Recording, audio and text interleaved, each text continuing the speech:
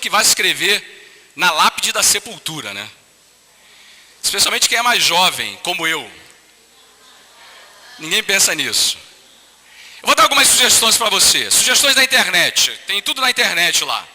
Você entra lá no Google, vai achar tudo lá. Uma delas é assim, olha. Enfim, fóssil. Do arqueólogo. Do assistente social é essa aqui, olha. Alguém aí me ajude. Do funcionário público. É no túmulo ao lado. Essa é excelente. Vamos deixar isso para lá. Vamos seguir, irmãos. Do delegado. Tá olhando o quê? Circulando. Do ecologista. Entrei em extinção. Do cebolinha. Moli. Boa. Do cartunista. Partiu sem deixar traços. Brincadeira, mas que fala de uma verdade muito importante. Todos nós deixamos essa vida com um legado. Mesmo que não escrevamos isso na lápide da sepultura, deixamos atrás de nós um legado, que pode ou não estar lá representado na lápide. Nossa história vai ter um fim um dia. Nossa história vai chegar ao seu último capítulo. E ela certamente deixará algum legado, deixará atrás de si alguma herança. Se você me perguntasse, pastor, o que o senhor gostaria de escrever na sua lápide? Sabe o que eu gostaria de deixar na minha lápide? Deixar na minha história, na minha vida? Aqui jaz alguém que viveu e morreu buscando ser fiel a Deus em tudo. Eu queria, amados, poder deixar atrás de mim, atrás do meu legado, atrás da minha história, uma mensagem clara de que eu vivi a minha vida buscando ter um compromisso com Deus que estabeleceu as prioridades para a minha história.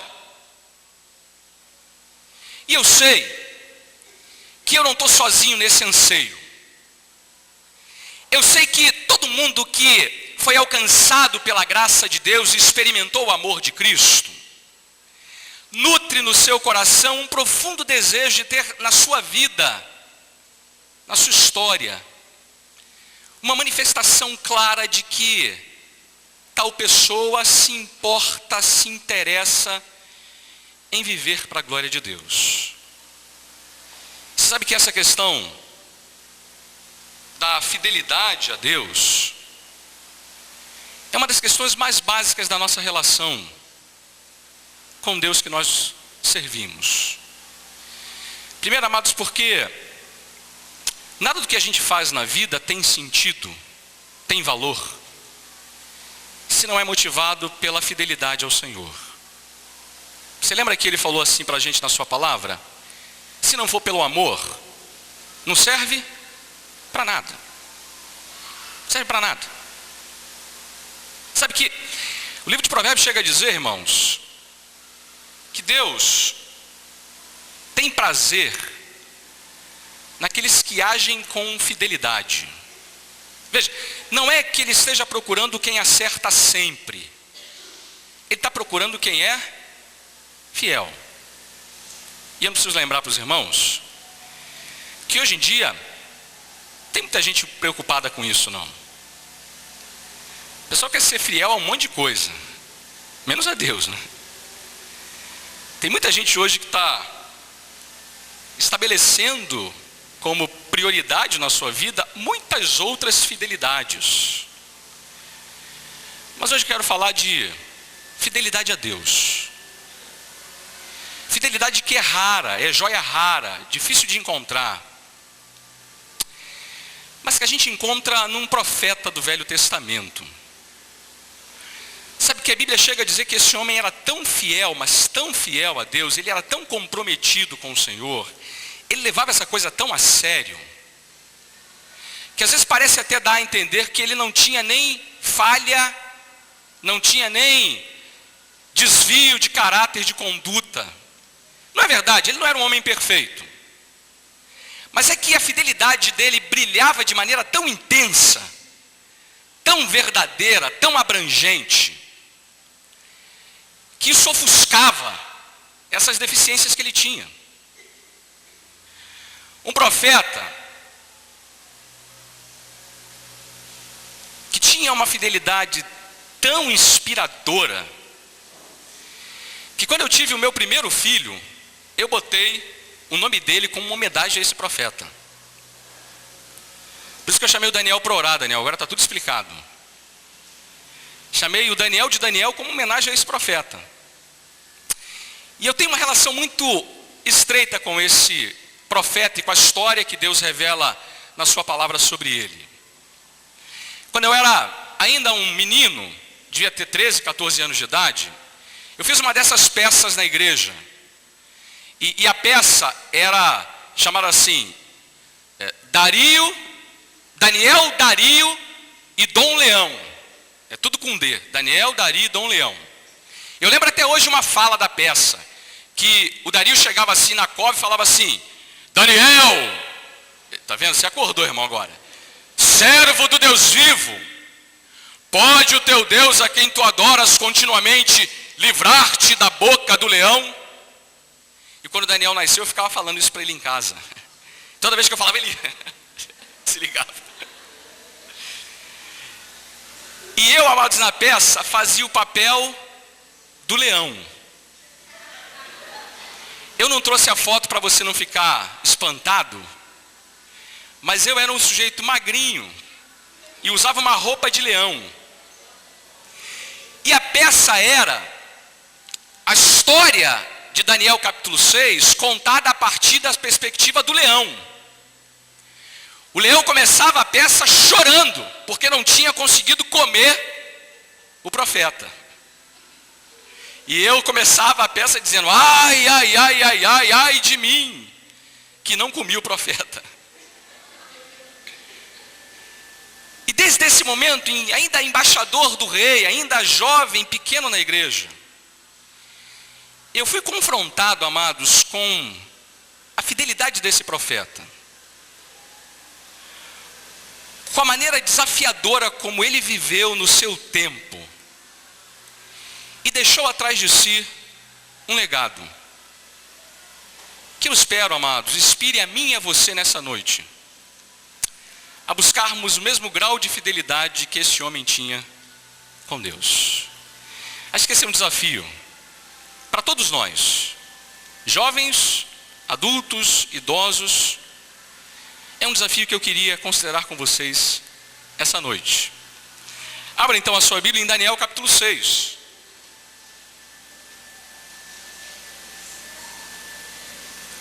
E vamos ler o que esse texto diz para nós sobre a fidelidade de Daniel para com Deus. Esse é o último capítulo histórico do profeta Daniel. Do capítulo 7 até o capítulo 12, você vai ver apenas as profecias do livro de Daniel. Mas ao contrário de muitos outros livros proféticos do Velho Testamento, Daniel capítulo 6 finaliza o conjunto de histórias que a gente tem envolvendo a vida do profeta e dos seus 3 amigos, Sadraque, Mesaque e Abidnego. Nesse capítulo 6 a gente tem uma das histórias mais conhecidas da Bíblia. Daniel na cova dos leões.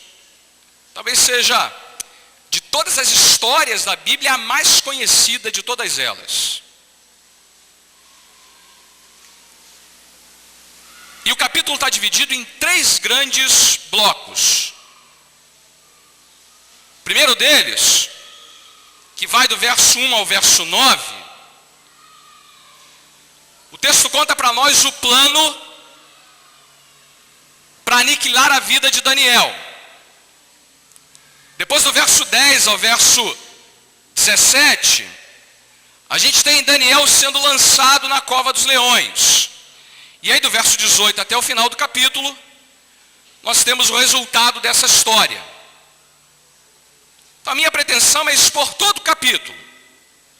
E a gente vai ler cada um desses blocos e entender o que eles nos ensinam acerca de Daniel e da fidelidade dele para com Deus. Então vamos começar lendo do verso 1 ao verso 9. Texto aí da palavra do Senhor em Daniel, capítulo 6. É dito assim: pareceu bem a Dario constituir sobre o reino a 120 sátrapas que estivesse por todo o reino, e sobre eles 3 presidentes, dos quais Daniel era um, aos quais estes sátrapas dessem conta, para que o rei não sofresse dano. Então o mesmo Daniel se distinguiu destes presidentes e sátrapas, porque nele havia um espírito excelente, e o rei pensava em estabelecê-lo sobre todo o reino. Então os presidentes e os sátrapas procuravam ocasião para acusar a Daniel a respeito do reino, mas não puderam achá-la, nem culpa alguma, porque ele era fiel, e não se achava nele nenhum erro, nem culpa. Disseram, pois, estes homens: nunca acharemos ocasião alguma para acusar a este Daniel, se não a procurarmos contra ele na lei do seu Deus. Então esses presidentes e sátrapas foram juntos ao rei e lhe disseram: ó rei Dario, vive eternamente. Todos os presidentes concordaram em que o rei estabeleça um decreto e faça firme o interdito, que todo homem que por espaço de 30 dias fizer petição a qualquer Deus ou a qualquer homem, e não a ti, ó rei, seja lançado na cova dos leões. Agora, pois, ó rei, sanciona o interdito e assina a escritura, para que não seja mudada, segundo a lei dos medos e dos persas, que se não pode revogar. Por essa causa, o rei Dario assinou a escritura e o interdito. Vamos parar aí. A primeira parte do capítulo é revelar para a gente como é que eles conseguiram acusar Daniel. Entender rapidinho o contexto histórico aqui. Dario é o primeiro rei do novo reinado medo-persa. Nabucodonosor saiu de cena, não é mais rei, e agora os medos e persas assumem o reinado. Dario é o homem que vai fazer essa transição. Vai sair Nabucodonosor e agora vai entrar Dario em cena. Veja que ele tem uma preocupação. Ele quer constituir 120 governadores que estejam pelo reino. Esses governadores estão atrelados a 3 presidentes, e o texto revela para a gente: ele quer fazer assim para não sofrer dano. Essa palavra aqui, não sofrer dano, é que Dario está preocupado com a possibilidade desses governadores passarem a mão no dinheiro dele como rei. A ideia aqui é que ele não quer correr o risco de cometer o mesmo erro que os babilônicos haviam cometido. Lembre que os babilônicos haviam ido à ruína por causa da prostituição, por causa da orgia, por causa da desonestidade e da corrupção. Dario sabe que se ele não tomar medidas preventivas, o problema que os babilônicos haviam enfrentado, ele também enfrentará. Ele também corre o risco real de perder o controle sobre o reino, se não tiver uma maneira muito clara de se aproximar do povo e ter os tributos bem controlados. Dario, ao contrário da presidenta Dilma, que está enfrentando o mesmo problema hoje em dia, né? Parece que esse problema não é novo, irmãos. O negócio de gente querendo passar a perna no erário público já vem do tempo de Dario. Mas Dario não quer fazer uma faxina. É a palavra da moda agora, né? Vamos fazer a faxina.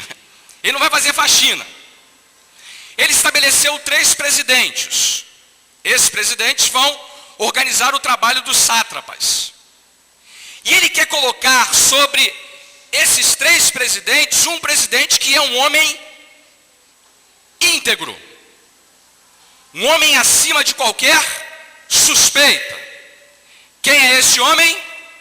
Daniel. O texto diz que o rei pensa em estabelecê-lo sobre todo mundo porque ele é um homem de espírito excelente. Espírito comprometido. Nele não há corrupção, erro, culpa. Ele é fiel e ninguém pode achar e encontrar nada contra ele. A ideia aqui é que o rei quer colocar Daniel como aquele que defende os interesses do rei, e ele sabe que Daniel é um homem que não se deixará corromper. Não se deixará envolver pelos interesses que tanto moviam aquela gente que podia colocar o reino de Dario em xeque. O ponto, irmãos, é que Dario sabe que esse homem, Daniel, pode de fato defendê-lo dessa possibilidade. Aí, o texto diz que os presidentes e os sátrapas procuravam ocasião para acusar a Daniel. Aqueles homens procuravam ocasião para encontrar defeitos em Daniel. Daniel está no meio desse fogo cruzado. Ele é a barreira entre a ganância daqueles homens e o dinheiro do rei. Ele é alguém que vive no meio de gente ímpia, má, desonesta, desleal, está no meio das balas perdidas. A primeira coisa que eu queria que você aprendesse é isso aqui, irmãos. Fidelidade a Deus não é planta de estufa, não. É planta de deserto. A fidelidade a Deus não precisa de circunstâncias favoráveis para aparecer. Daniel é fiel a Deus no meio de um momento na história do reinado de Dario, onde todo mundo torcia contra ele. Onde todo mundo procurava ocasião para acusá-lo.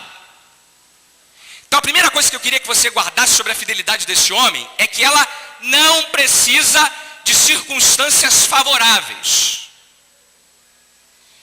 Não precisa de condições que a façam crescer.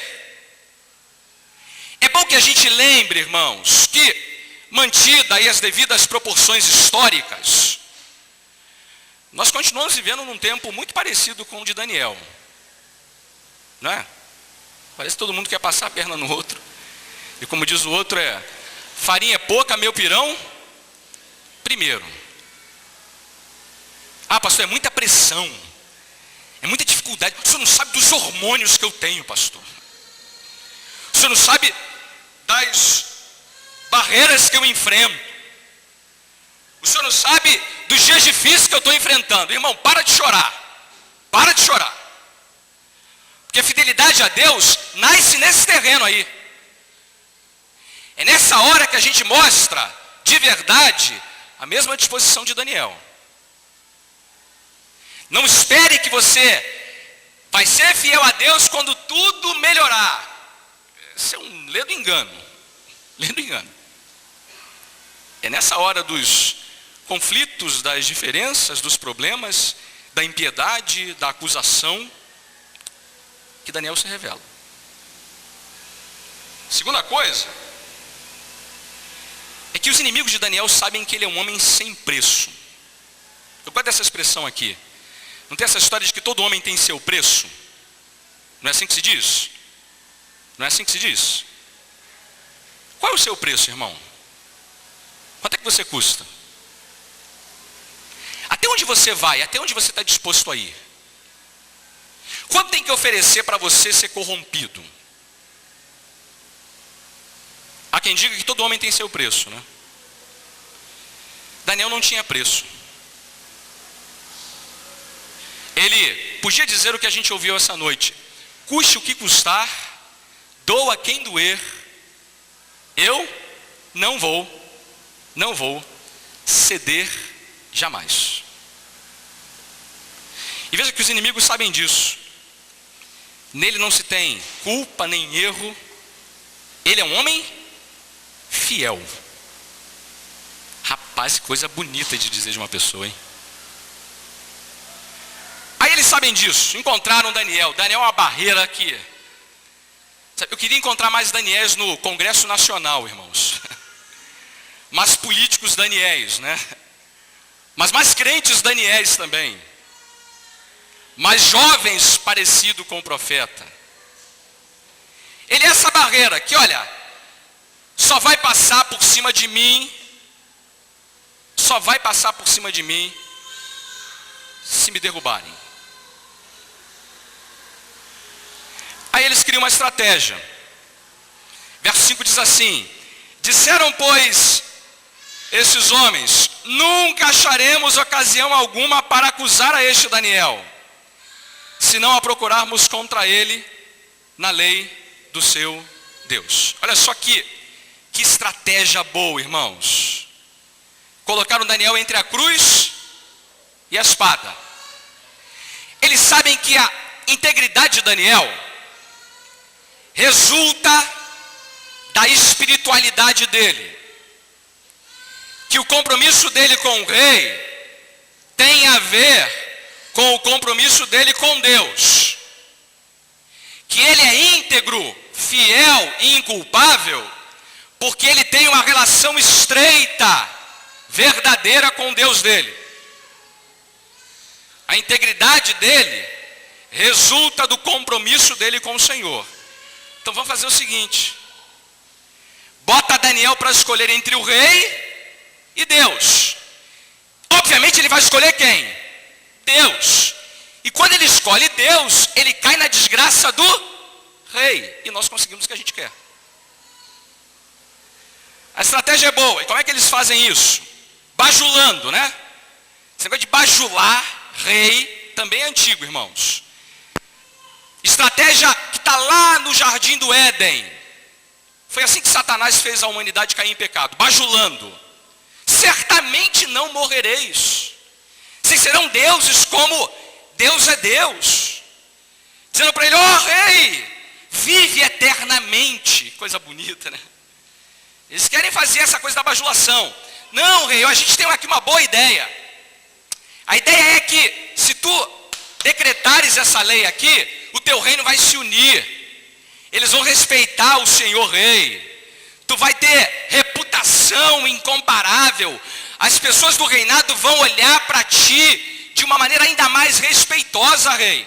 E rei bajulado, rei deificado, faz toda a bobagem do mundo, né? Mas veja, além da bajulação, eles mentem. Porque na bajulação, o rei se esquece de avaliar bem o que eles haviam dito. Porque o que é que eles dizem? Todos os presidentes, é verdade isso aqui, irmãos? Daniel era presidente? Era o mais excelente dos presidentes. Ele concordaria com essa lei? Obviamente que não. Mas eles colocam na boca do rei a ideia de que todo mundo está concordando com aquele negócio. A estratégia é a seguinte: eles bajulam, mentem, para criar um problema para Daniel entre ele, o rei, e o Deus de Daniel. Sabe qual é o ponto aqui, irmãos? O mundo que está aí fora, com as suas ideias, com a sua maneira de agir, com as suas propostas, faz exatamente a mesma coisa com a gente que Daniel enfrentou. A lógica é a seguinte: manda quem pode, obedece quem tem juízo. Os medos e persas continuaram usando a intimidação. Já tinham usado isso com os 3 amigos de Daniel, com o próprio Daniel quando ele tinha 14 anos. Intimidar. Se você não obedecer, se você se aventurar a não me obedecer, se você ousar ignorar a minha lei, você será destruído. Se ficar, Daniel, o bicho pega. E se correr, Daniel, o bicho come. Se ficar, Daniel, o leão pega. Se correr, Daniel, o leão come. A ideia é: quem manda tem o poder, e quem obedece deve obedecer, porque do contrário perdeu o juízo. Tem versões modernas disso, irmãos. A cultura dominante hoje diz para você se enquadrar, e se você não se enquadrar, já era. Não se enquadra não, para você ver. Não se enquadra não, que você vai ser lançado na cova. Não se enquadra não, que você vira ET. Vira o idiota, o imbecil. Esses dias eu conversava com uma amiga, ela disse que fez uma pesquisa na universidade, e perguntaram para ela assim: então, como é que é a sua vida sexual? Ela disse assim: não, minha vida sexual é a seguinte, eu não tenho, eu sou virgem. Aí, o sujeito que estava entrevistado olhou para ela e falou assim: fala sério, você está de brincadeira comigo? Ela falou: não, eu sou virgem. Mas como é que pode? Não sou virgem, temo a Deus e só vou praticar sexo quando eu me casar. Ah, que é isso? Que é isso? Você vive em que mundo? Você vive em que mundo? Mas sabe quanto foi o percentual de Ibope da sexta-feira do coração insensato? 50. Metade de todas as televisões do Brasil estavam ligadas na Plim Plim. É a Globo que manda. É o presidente. É o patrão. Ai de quem se levantar contra. É a mentalidade pós-moderna que diz que você é o que você tem, não é o que você é. É a verdade relativizada de que a gente não tem mais verdade absoluta. Cada um faz o que quer da sua vida e é assim mesmo. É assim mesmo. É acreditar que se não nos curvarmos, estamos perdidos. Se a gente não soubesse o fim dessa história aqui, irmãos, vamos ser honestos. Qual seria o fim dessa história? Qual seria, irmãos? Logicamente falando, acabou, Daniel, já era. Acabou. Virou comida de leão. Já era, irmãos. Das duas, ou ele acaba, morre, ou ele nega tudo. Não dá para pensar num final em que ele mantenha-se vivo e fiel a Deus. Olhando para essa história sem conhecer o final dela, todos nós escolheríamos que o lobo mau ganhou. Achar o pezinho vermelho não vai sobreviver. Porque na floresta escura não tem chance para ela. Não tem chance para ela. É isso que o mundo quer que você acredite. Não tem chance para você.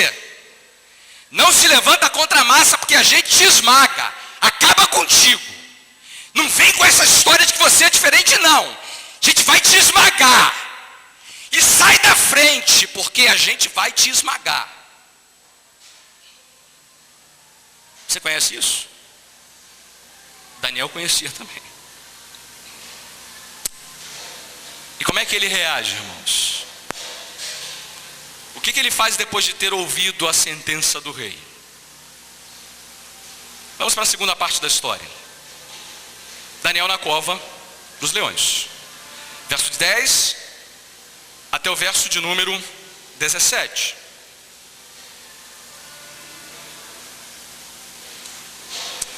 Daniel, pois, quando soube que a escritura estava assinada, entrou em sua casa e em cima no seu quarto, onde havia janelas abertas do lado de Jerusalém, 3 vezes por dia se punha de joelhos e orava e dava graças diante do seu Deus, como costumava fazer. Então aqueles homens foram juntos e, tendo achado a Daniel a orar e a suplicar diante do seu Deus, se apresentaram ao rei e a respeito do interdito real lhe disseram: não assinaste o interdito que por espaço de 30 dias todo homem que fizesse petição a qualquer Deus ou a qualquer homem, não a ti, ó rei, fosse lançado na cova dos leões? Respondeu o rei e disse: esta palavra é certa, segundo a lei dos medos e dos persas, que se não pode revogar. Então responderam e disseram ao rei: esse Daniel, que é dos exilados de Judá, não faz caso de ti, ó rei, nem do interdito que assinaste. Antes, 3 vezes por dia faz a sua oração. Tendo o rei ouvido essas coisas, ficou muito perturbado e determinou consigo mesmo livrar a Daniel, e até o pôr do sol se empenhou por salvá-lo. Então aqueles homens foram juntos ao rei e lhe disseram: sabe, ó rei, que é lei dos medos e dos persas, que nenhum interdito ou decreto que o rei sancione se pode mudar. Então o rei ordenou que trouxessem a Daniel e o lançassem na cova dos leões. Disse o rei a Daniel: o teu Deus, a quem tu continuamente serves, que ele te livre. Foi trazida uma pedra e posta sobre a boca da cova. Selou ao rei com o seu próprio anel e com o dos seus grandes, para que nada se mudasse a respeito de Daniel.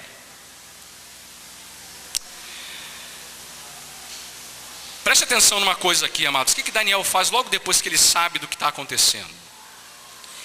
Só algumas observações aqui apropriadas. Primeiro, é que a lei dos medos e persas é muito diferente da lei brasileira, né? Lá o que era decretado era levado a sério. Que bom, irmãos, que no Brasil as coisas fossem assim. Lá não tem jeitinho brasileiro, não tem jeitinho medo persa. O que o rei fala, se obedece. E é claro que é patética essa história de que o rei agora tenta salvar Daniel, né? É um rei fraco, que se deixou manipular pelos seus governadores e presidentes. Agora ele não sabe o que fazer, já era. Ele cria para si uma armadilha e tenta se salvar dela, mas já é tarde. O ponto principal dessa segunda parte do texto é chamar nossa atenção para como Daniel reage. Mas isso é uma coisa muito interessante aqui. Daniel não faz um monte de coisa que nós faríamos. Você sabe que tem uma coisa que é surpreendente em Daniel. Ele não faz um monte de coisa que nós faríamos numa situação como essa. Primeiro, por exemplo, ele não foge, não se desespera, não se apavora, não lamenta, não se resigna. Por que comigo, Senhor? Por que comigo? Eu sou tão fiel. Sabe essa conversa mole? Ah, Senhor, eu não mereço. Eu sou teu servo.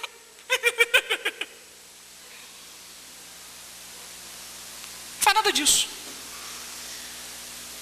Não diz assim: eu determino que isso não aconteça. Já era, o leão está lá te esperando, filho. Não precisa determinar, não determinar. Eu não aceito. É uma outra coisa boa hoje em dia, né? Eu não aceito esse leão. O leão não vai desaparecer. Que conversa fiada, irmãos. Eu não aceito. É mesmo? Continua não aceitando que você vai para a boca do bichinho. Essa linguagem, irmãos, não está na Bíblia. Não tem respaldo bíblico. Não revela fidelidade nenhuma. Revela, na verdade, uma criancice sem tamanho. Daniel não fala nada disso. Ele também não age como um agente secreto, né? Já que está aí a lei, eu vou agora me esconder, tal, vou fazer aqui no anonimato, né? Ninguém vai ficar sabendo mesmo. São só 30 dias. 30 dias eu fico aqui escondido, ando com uma Bíblia pequenininha, ninguém sabe que eu sou, pá. Oro no quarto trancado. Eu concordo com aqueles que dizem que a cova dos leões de Daniel foi o quarto dele, irmãos. Imagine o número de tentações que o diabo lançou na mente dele nessa hora. Daniel,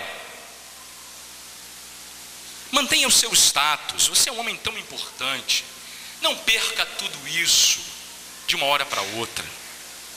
Daniel, pensa no teu futuro. Olha, negocia, fica 30 dias calado, depois você volta a ter fidelidade para com Deus. Daniel, não seja intolerante, Daniel. Para que ser radical agora, Daniel? Depois de 30 dias tudo volta ao normal, Daniel.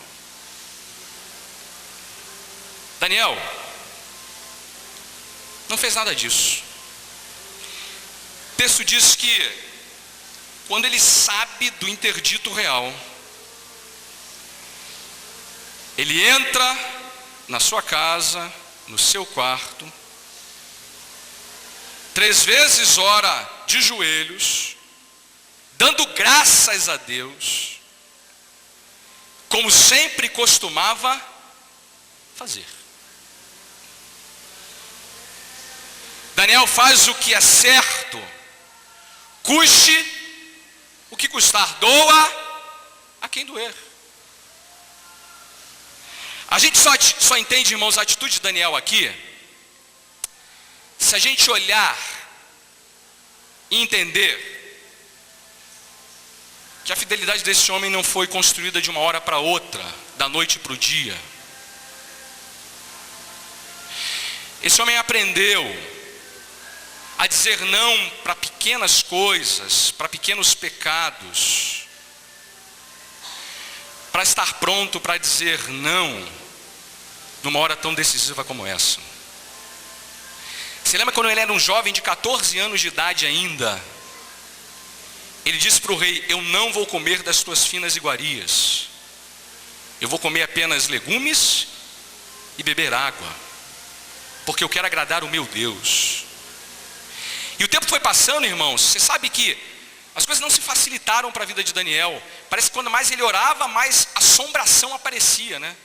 Quanto mais ele era fiel a Deus, mais difícil as coisas se transformavam. Mas ele jamais deixou de arredar o pé e foi dia a dia construindo sempre uma fidelidade crescente para com Deus. Isso é uma coisa muito importante. A gente está pronto a dizer não para o pecado toda vez que a gente disse não da última vez. Isso vai fortalecendo na gente essa mesma perspectiva de Daniel. Isso que está acontecendo à minha volta é só mais uma oportunidade para eu mostrar que eu sou fiel ao meu Deus. Ele faz o que é certo, custe o que custar e doa a quem doer. O Spurgeon uma vez, irmãos, disse uma coisa para a sua congregação que eu queria repetir aqui para vocês. Nosso dever é praticar aquilo que é correto. As consequências pertencem a Deus. É para você e eu fazermos o que é correto, ainda que os céus caiam. Precisamos seguir a ordem de Cristo, apesar das consequências. Senhores, o que podemos fazer acerca das consequências? Que caiam os céus, mas que o homem seja obediente ao seu Senhor e fiel à sua verdade, seja íntegro e não tema. As consequências pertencem a Deus e não a você.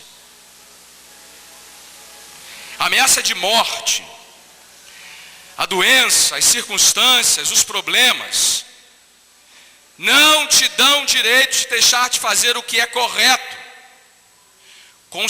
Consequências e circunstâncias mudam. Mas Daniel é fiel a Deus que não muda. Tem que parar com essa bobeira, irmãos, de pensar que a nossa fidelidade a Deus obriga ele a fazer aquilo que a gente quer que ele faça. Daniel não deixou de fazer nada que ele já fazia e continuou orando, mesmo diante da ameaça da morte. Para usar uma expressão que eu acho que resume bem isso aqui, Daniel preferiu, irmãos, ser um morto vivo do que um vivo morto. Pensa nisso. Ele preferiu ser um morto vivo do que um vivo morto. Porque para ele continuar fiel a Deus, ele tinha que abrir mão da sua própria vida. E portanto ele preferiu ser um morto vivo. E se ele evitasse a jaula, a cova, o leão, ele seria um vivo morto. E amados, esse mundo que a gente tem à nossa volta coloca diante de nós o mesmo desafio. Sabe o que eu peço a Deus? Que a gente tenha a coragem de Daniel. Dizer para esse mundo: olha, não importa o que vocês façam comigo, eu quero ser um morto vivo. É lamentável ter que dizer isso, irmãos. Como a gente está distante desse padrão aqui de Daniel. Como a gente se comporta como as ondas do mar, não é? Quando tudo está bem, está lá na crista da onda, a gente serve a Deus, que é uma beleza. Vem, dá dízimo, participa, se envolve, ora, jejua, lê a palavra. Mas aí a gente pega uma onda lá embaixo, o que a gente faz? Reclama, murmura, faz afirmações inconsequentes, abre a boca para dizer o que não deveria ter sido dito. Não. Daniel não deixa que as circunstâncias digam para ele que ele tem que ou não ser fiel a Deus. Ele é. Faça, doa, custe o que custar. E agora a gente tem o resultado disso tudo. Um homem fiel e uma cova de leões. E vamos terminar a exposição lendo agora do verso 18 até o verso 28. É dito assim: então o rei se dirigiu para o seu palácio, passou a noite em jejum e não deixou trazer à sua presença instrumentos de música, e fugiu dele o sono. Pela manhã, ao romper do dia, levantou-se o rei e foi com pressa à cova dos leões. Chegando-se ele à cova, chamou por Daniel com voz triste. Disse o rei a Daniel: Daniel, servo do Deus vivo, dar-se-ia o caso que o teu Deus, a quem tu continuamente serves, tenha podido livrar-te dos leões? Então Daniel falou ao rei: ó rei, vive eternamente. O meu Deus enviou o seu anjo e fechou a boca dos leões para que não me fizessem dano, porque foi achada em mim inocência diante dele. Também contra ti, ó rei, não cometi delito algum. Então o rei se alegrou sobremaneira e mandou tirar a Daniel da cova. Assim foi tirado Daniel da cova e nenhum dano se achou nele, porque crera no seu Deus. Ordenou o rei, e foram trazidos aqueles homens que tinham acusado a Daniel, e foram lançados na cova dos leões, eles, seus filhos e suas mulheres, e ainda não tinham chegado ao fundo da cova, e já os leões se apoderaram deles e lhes esmigalharam todos os ossos. Então o rei Dario escreveu aos povos, nações e homens de todas as línguas que habitam em toda a terra: paz vos seja multiplicada. Faço um decreto pelo qual em todo o domínio do meu reino os homens tremam e temam perante o Deus de Daniel, porque ele é o Deus vivo e que permanece para sempre, e o seu reino não será destruído, e o seu domínio não terá fim. Ele livra e salva e faz sinais e maravilhas no céu e na terra. Foi ele quem livrou a Daniel do poder dos leões. Daniel, pois, prosperou no reinado de Dario e no reinado de Ciro, o persa. Como é que termina a nossa história, irmãos? Termina de uma maneira surpreendente.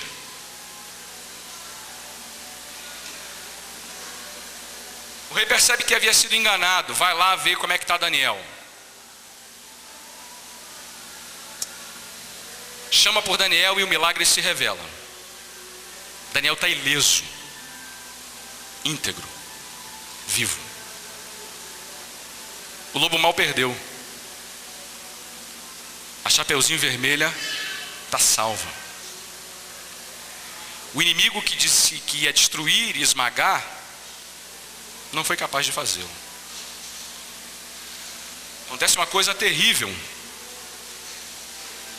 O rei Dario manda jogar na cova toda aquela gente lá com as suas mulheres, seus filhos. Veja, não há aprovação de Deus nessa atitude de Dario aqui não, hein? E ninguém pode usar esse texto para dizer assim: temos que pegar o nosso inimigo e jogar na cova. Não é disso não, irmão. Vai se animando com essa coisa não. Mas isso aqui é uma lembrança de que, olha, os leões estavam com fome, tá? Não era leão desdentado, não. Leão de circo que você leva aquele gatinho para poder ganhar a entrada. Você lembra dessa história? Era leão, pronto para destruir Daniel. É lembrança de que a gente não tem aqui um fato corriqueiro, um episódio que acontece a toda hora. Não, é um milagre, uma intervenção sobrenatural de Deus. O que a gente aprende com esse resultado final? E que eu espero fecha toda a nossa visão sobre a fidelidade de Daniel. 3 aplicações para crentes e uma para incrédulo. Eu termino assim. Primeiro, é mentira, meus irmãos.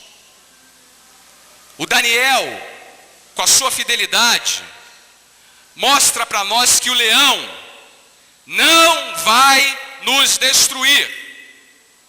É mentira que ele é mais poderoso do que o nosso Deus. Primeira coisa aqui, irmãos, é lembrar que é possível ser diferente, ser contra a cultura, desafiar e ser ousado como Daniel e não ser esmagado. É possível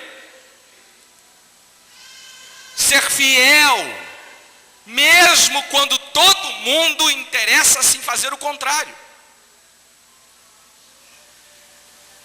É possível ser lançado na cova e sair de lá ileso, porque Deus tapa a boca de leão, irmãos. É hora de você dizer assim, amém. Tapa a boca de leão. É verdade que Daniel foi salvo na cova e não da cova, né? Deus deixou para salvar Daniel lá na cova. Lá na cova. Ele foi até a cova para Deus dar a ele o livramento. O texto diz que ele foi salvo porque ele crera no seu Deus. Ele foi salvo porque ele tinha a companhia de alguém que é muito mais poderoso muito mais poderoso do que o leão. Então, amado, não tenha medo. Diga não. E mesmo que eles te ameacem jogar na cova, mesmo que eles te ameacem a jogar na cova, o Deus de Daniel estará com você. E Ele te protegerá. Te protegerá. E não há nada e nem ninguém que seja mais poderoso do que Ele. Segunda aplicação. Nossa fidelidade traz honra ao nosso Deus, irmãos. O texto diz que o rei faz um decreto. Agora, todos devem honrar e adorar e submeter-se ao Deus de Daniel, porque o texto diz: Ele opera sinais e maravilhas nos céus e na terra. Ele é o Deus vivo que permanece para sempre. O reino dele não será destruído e ele não terá fim. Ele foi quem livrou a Daniel do poder dos leões. Veja que agora o rei está estabelecendo um decreto em que todos devem reconhecer o Deus do servo Daniel. Não há aqui nenhum indício de que Dario tenha se convertido. Mas há um indício forte, sim, de que Dario reconhece a majestade do Deus de Daniel. Isso não é verdade, irmãos? O que o mundo à nossa volta tem que ver é a majestade do nosso Deus revelada na nossa fidelidade a Ele. Os homens vejam as suas boas obras e glorifiquem ao vosso Pai que está nos céus. Bonito isso aqui, Ele é o Deus de Daniel. O Deus de Daniel tapa a boca de leão, opera sinais e maravilhas. E o Deus da Maria, do João, da Jaqueline, o Deus de cada um de nós, quem é Ele? O que as pessoas têm a dizer a nosso respeito que apontam na direção do nosso Deus? Eu sei que você vai usar o argumento, mas pastor, eu sou imperfeito. Eu sei disso, irmão. Mas a fidelidade de Daniel enaltecia, honrava o seu Deus. Não importa para onde você vá na sua vida, não importa que carreira você vai ter na sua vida, que profissão você vai exercer, se você vai constituir família ou não, se você vai ter filhos ou não, o que importa aqui, irmãos, é que a nossa trajetória traga honra e glória ao nosso Deus. Terceira e última aplicação. Ninguém perde coisa alguma quando se recusa